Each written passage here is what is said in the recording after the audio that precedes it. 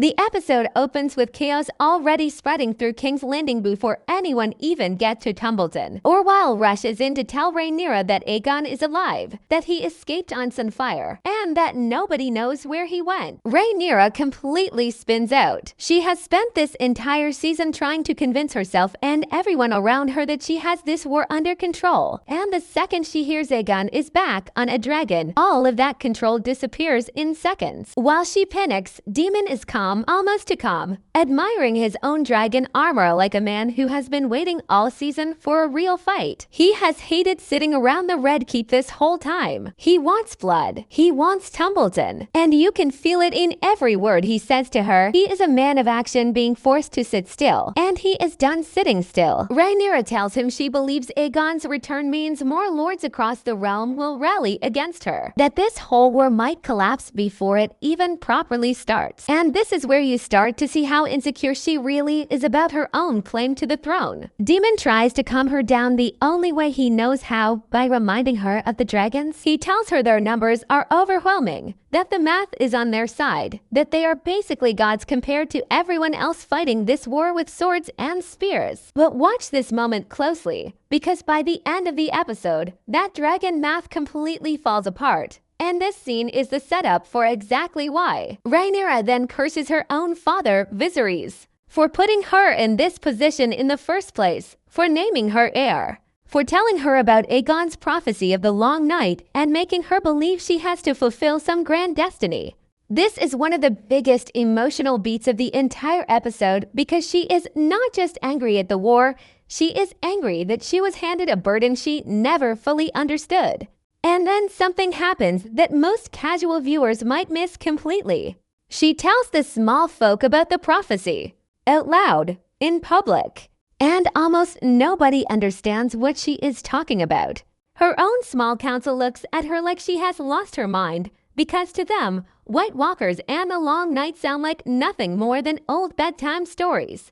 Maybe Orwell understands, because he studied at the Citadel, but everyone else just sees a queen who sounds unhinged. This single moment tells you everything about where her character is heading. She switches into High Valyrian with Daemon, which the show always uses to signal something is shifting between them, some deeper trust or deeper desperation.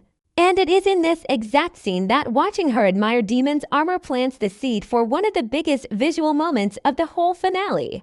Her decision to put on her own full suit of battle armor and walk out in front of the realm like a warrior queen. Full Visenya energy. Full Joan of Arc energy. This is not just a costume choice. This is Rhaenyra trying to become a symbol, trying to prove her legitimacy with her body the same way she is about to try to prove it with words. Before any of that though, she makes a decision that quietly sets up almost every tragedy that follows. She orders Hugh Hammer and Vermithor to guard the dragon pit back in King's Landing, worried Aegon might try to strike there while everyone is distracted at Tumbleton.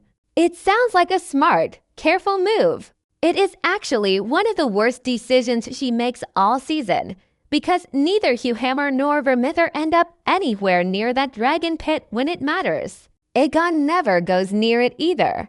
Instead, Hugh Hammer abandons his post completely to run toward Tumbleton for a reason that has nothing to do with strategy and everything to do with love. And that choice is going to snowball into one of the most devastating betrayals of the entire battle. Rhaenyra then makes her final order before the war truly begins. Kill every high tower in Tumbleton, house by house, city block by city block. But do not slaughter innocent people while doing it, because she does not want to be remembered as a monster. She does not want the small folk turning against her the way they turned against queens before her in Targaryen history. It is a warning that immediately becomes ironic, because everything Daemon is about to walk into at Tumbleton is going to force him into exactly the kind of violence she is begging him to avoid.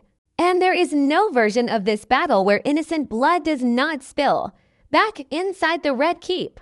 Before anyone even leaves for Tumbleton, tension explodes between Rhaenyra and Baela.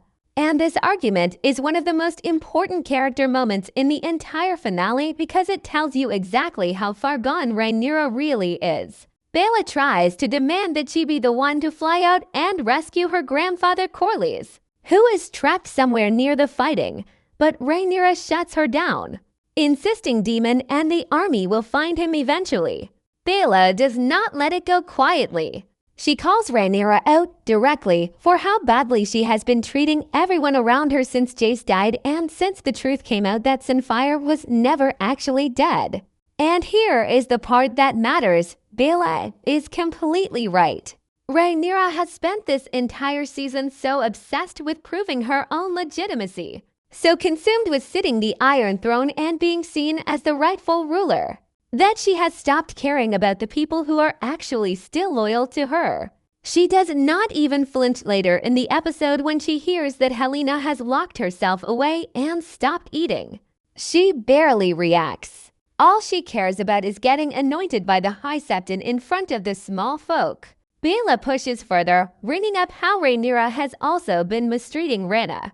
And there is truth buried in that too, because if Rhaena had come forward the moment she made her mistake instead of hiding it, Rhaenyra might have eventually forgiven her. Instead, resentment built quietly until it exploded into this moment, and for a second it genuinely looks like Rhaenyra is about to strike Bella across the face. She grabs her instead, an aggressive, almost violent gesture, but she does not go through with it, and the reason is simple and cold. She needs Bella. She needs her dragon. After losing Ulf White and Silverwing to betrayal, she cannot afford to lose another dragon rider, and Rhaena still has Sheepstealer, which means both of them are about to become far more important heading into season 4 than anyone currently realizes. While all of this is happening, Elend is dealing with his own crisis. He meets with his additional Valyrian troops, who argue that he should abandon the plan and go save Corlys directly. The same instinct Bella had, but Elend has something else weighing on him too.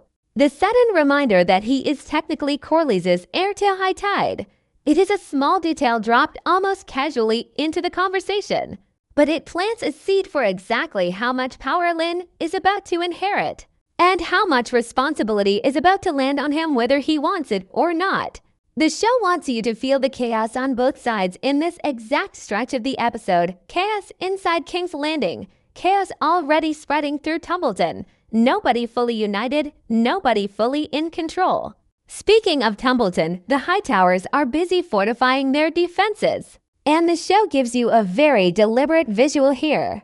A massive fire pit dug around the entire city, almost identical to the one built around Winterfell during the Long Night episode of the original series. That is not a coincidence. That callback is meant to make you feel the same dread, the same sense that something apocalyptic is coming.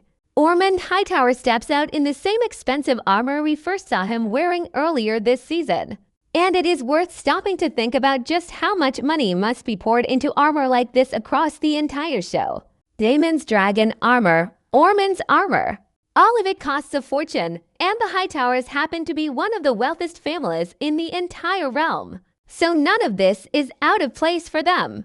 Ormond then knights Darren using the Valyrian steel sword vigilance. A huge moment because this is only the second knighthood ceremony we have seen play out on screen in this entire universe. The first being Sir Raymond Fossaway back in A Knight of the Seven Kingdoms. He names him Sir Darren the Daring, pulling the nickname straight out of the books, and reminds him that Light the Way is the official Hightower House motto, tying the ceremony directly to their family legacy. Meanwhile, deep inside the kitchens of Tumbleton, a very different scene is unfolding, one that is honestly kind of funny given how dark everything else in this episode gets. Ulf White is getting completely drunk, loudly mocking Daemon by calling him Rhaenyra's uncle husband, which, to be fair, is technically accurate, since Daemon really is her uncle, and the Targaryens have never exactly been shy about keeping things in the family. Ulf convinces himself that Daemon will not even bring Caraxes into this fight, believing Rhaenyra would never allow it, and he starts referring to himself as Lord Ulf the White, a title Ormond promised him in exchange for betraying Rhaenyra during the battle and, if possible, killing Daemon himself. He is so drunk and so full of himself in this scene that it almost plays as comic relief. But every word out of his mouth here is quietly setting up exactly how his story ends by the time the credits roll. Back in the Red Keep, we get a quieter, heavier scene of Rhaenyra alone in her father's old chambers, technically her chambers now, staring at his crown and the model of the Valyrian freehold sitting behind it. She is thinking about legacy, about the fall of Valyria, about whether her own house is destined to collapse the same way. This is the moment Alicent warns her that Helaena has stopped eating and that it is starting to threaten the health of her unborn child. And once again, Rhaenyra barely reacts. She is too locked into her own need to be seen as legitimate to actually process what is happening to her own daughter. Right after this, we get one of the few genuinely funny beats in the entire episode. Alicent ordering Mysaria to get out of the Red Keep immediately, to board the Mermaid's Kiss and sail straight to Pentos and never come back. Which is ironic on multiple levels because this is exactly what Mysaria tried to do back after Season 1 before demons stopped her and she ended up staying to become Rhaenyra's mistress of Whisperers instead. Mysaria seems genuinely confused by Rhaenyra's sudden change of heart, and honestly, so does Alicent, who admits she is worried about Rhaenyra's mental state. And this detail matters more than people realize because Alicent has been Rhaenyra's closest confidant, her #1 supporter, for the entire run of the show. The fact that even she is now openly worried about Rhaenyra's mind tells you everything about how far gone the queen has become. Rhaenyra's reasoning for kicking Mysaria out seems to be a mix of paranoia and self-protection.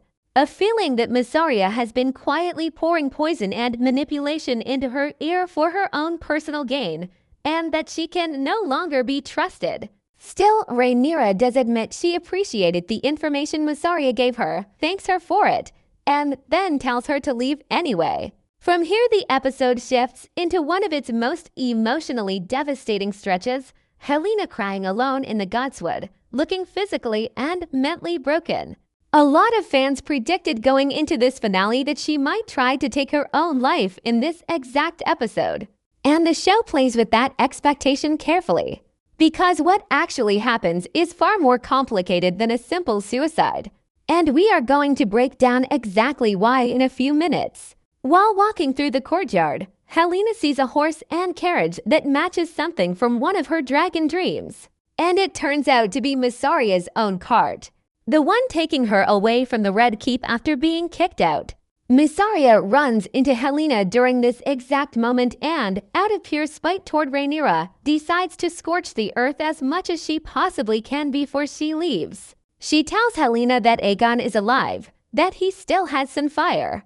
Information Helaena had already seen coming in her own dragon dreams from previous seasons. And then she tells her something far crueler, that Rhaenyra will never let her go. That she and her son Miller are going to remain hostages forever. Weapons to be used against the Greens whenever it becomes convenient. This single conversation is one of the most important emotional triggers in the entire episode, because it is the moment Helaena fully understands she has absolutely no control left. Not over her fate, not even over her own body. And it directly feeds into the desperate decision she makes just minutes later. And if you are looking for someone to blame for what eventually happens to Helaena, do not just point at Rhaenyra. Mysaria deserves to be near the very top of that list too, because this cruel, deliberate reveal is what finally pushes Helaena past her breaking point. While all of this unfolds back in King's Landing, the show cuts to Harrenhal, where Aemond is caught in a series of strange, trippy dream sequences. He hears Aegon's screams echoing through his head again, the exact same screams he was hearing at the very beginning of the season, and he reaches out for help before Luz Rivers wakes him from the vision. The two of them bond in this scene over something surprisingly personal, the fact that both of their families either hate them or are already dead, and this leads into one of the biggest lore drops of the entire finale. Aemond tells her he believes he is cursed, that nobody could ever truly love him, that even his own mother hates him, and in this moment he genuinely sounds like he wants to disappear completely. Luz responds by telling him her own story, and it turns out she is cursed too, literally, not metaphorically. She reveals that she witnessed Aegon the Conqueror burn Harrenhal to the ground using Valyrian the Black Dread specifically to wipe out the line of Harren the Black. and that she is a real witch with real magical power, similar to Melisandre, though her power comes from a completely different source. This is a huge confirmation for the show, because it proves that all the magic hinted at throughout House of the Dragon is genuinely real. It simply comes from different traditions and different gods depending on who is practicing it. Olis revealed she was actually part of Harren's own bloodline, a member of his royal household, and that she and her young son survived the burning of Harrenhal. In her desperation to save her son afterward, she studied every form of magic she could find, treating with what she calls the old power and beings deep in the forest, a clear reference to the children of the forest, since Harrenhal sits right beside the God's Eye and the Order of the Green Men, an area soaked in old magic tied to the old gods. But none of it worked. None of the magic she learned could undo what Dragonfire had already done to her son's body, because Dragonfire itself carries a kind of dark magic that even her power could not override. After her son eventually died, she tried to take her own life, and this is where her curse reveals itself fully, because she discovered she could not die at all. She was bound forever to Harrenhal and to the Riverlands, forced to live far longer than any normal person should, eventually losing her own name and title in the process. And here is where the writing gets clever, because earlier this season Demon told her she had no name and no title and therefore no real claim to Harrenhal. But the truth is the opposite. By blood, the castle is actually hers. Her line was simply believed extinct because everyone assumed Harren's bloodline had been completely wiped out centuries ago. This also explains something small but important about her appearance in this episode, because she has been forced to serve every single Castellan who came to hold Harrenhal after her line was wiped out, making her well over 100 years old at this point, though not nearly as old as Melisandre. And it also explains why she is wearing such a fine dress and expensive jewelry in this season, since those pieces belonged to her from back when she was actual royalty, long before Aegon's conquest ever touched Harrenhal. What is strange about this entire conversation between her and Aemond is that it feels less creepy than you would expect, which is honestly unusual for this show. Because normally the more you learn about a character in House of the Dragon, the more disturbing they become. Here, the two of them bonding over loneliness actually humanizes both of them a little. And it also confirms something Demon said earlier this season, that the two of them together could create an unbroken, unsullied line of kings, which makes a lot more sense now that we know Olis comes from actual royal blood herself, not from common stock. Back in the Red Keep, Rhaenyra interrupts Helaena while she is in the middle of weaving a massive tapestry, one that appears to have small pieces of the future stitched directly into it, something we will circle back to once we reach the final act of the episode. Rhaenyra spots something on the windowsill that confirms her unborn child is a boy, the same baby who will later be known as Mailer in the books. And then